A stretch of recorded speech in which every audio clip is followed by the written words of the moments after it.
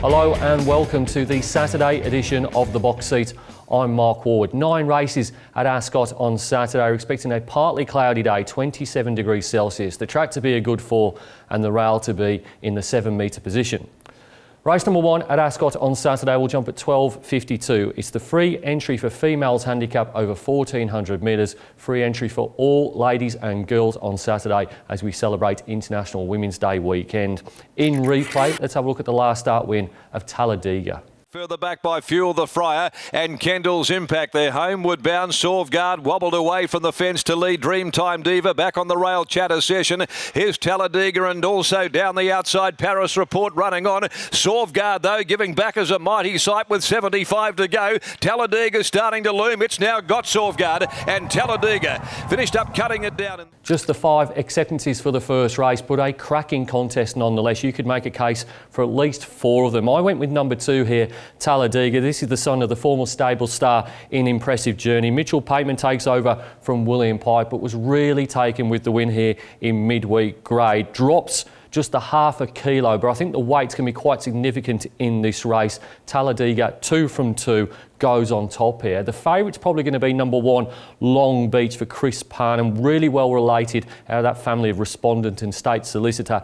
Did beat the older horses not only last time, but the time before that as well. But the weight's a bit of a concern for mine. 54 up to 59 kilos. There wasn't too much difference in the punting form ratings of 1 and 2 from last start. And given the weight differences, I want to go with number 2. Number 3 is Tommy Blue, who led against her usual pattern last time out. Concluded what was a very slowly run race to win and break her maiden in a 3-year-old handicap on a Saturday. Certainly can win without surprising. And out of the same race comes number 4, Eurasia. Simply had too much ground to make up on Tommy Blue last time out from what was a slowly run race. Top selection in race number 1 is number 2, Talladega, to beat 1, Long Beach, 3, Tommy Blue and 4, Eurasia. Race number 2 at Ascot on Saturday will jump at 1:32. It's the Tab Touch West Speed Platinum Handicap over 1,100 metres and in replay. Let's have a look at the last start third of Bedouin Bell.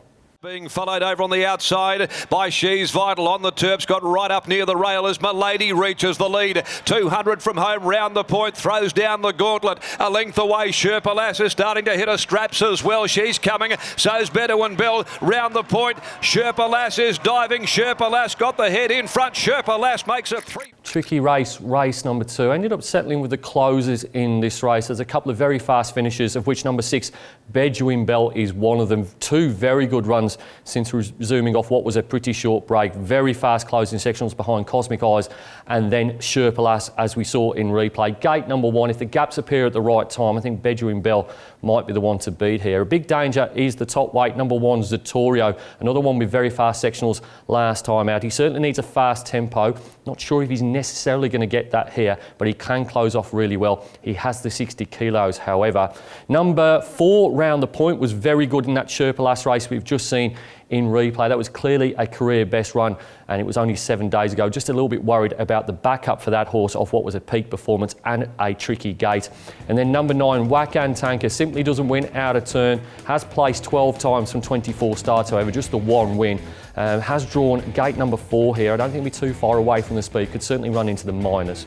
Top selection in race number 2 is number 6, Bedouin Bell, to beat 1, Zatorio, 4, Round the Point and 9, Wakan Tanker. Race number 3 at Ascot on Saturday will jump at 2:08. It's the International Women's Day Maiden over 1,400 metres. This race is exclusively for female jockeys and it will be called On Course by the world's premier female race caller in Dawn Lupel from Toronto in Canada. In replay, let's have a look at the last start performance of Son of the Sun. Tiller's Dream. Bruce Almighty squared off with Return. Perfect Harmony a length and a half away. Called upon getting into the clear from Son of the Sun.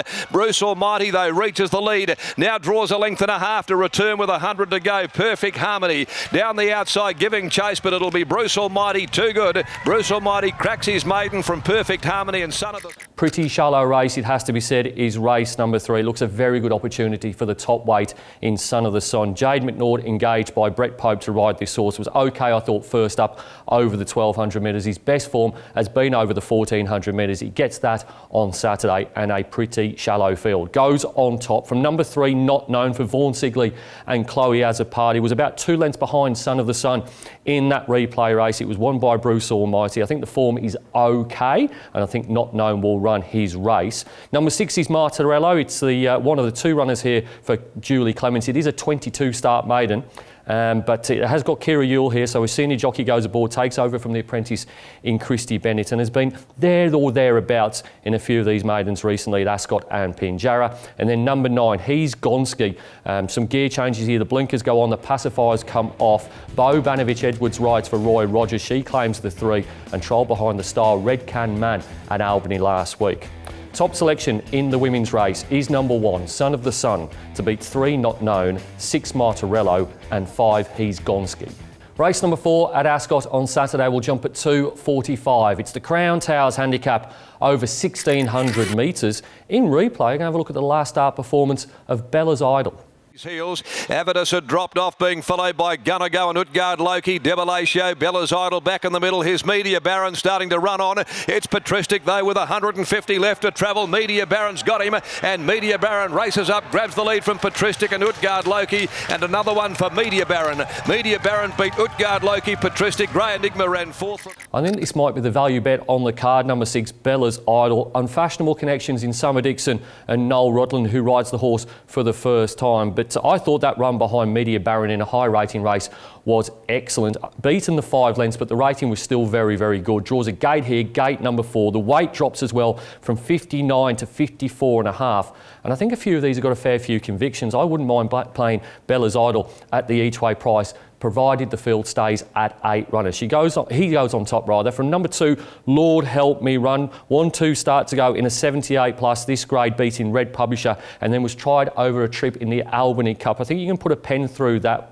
Was beaten the 3 lengths, but the back-end trip is a little bit of a concern for Steve Wolf and Brodie Kirby. Number 5 is Harry Thomas. He's very consistent, this horse. Finished 3rd in the Detonator Stakes last start at listed level, so nominally a drop in class, but that wasn't a particularly high rating Detonator Stakes. Prior to that, he was 3rd in a 72 plus. And then number 4, Red Publisher, was in that Detonator Stakes behind Arctic Stream, was beaten about 1.5 lengths by Harry Thomas. Jade McNaught claims here she couldn't claim in that race, but she gets the 1.5 off here, brings it down to 55.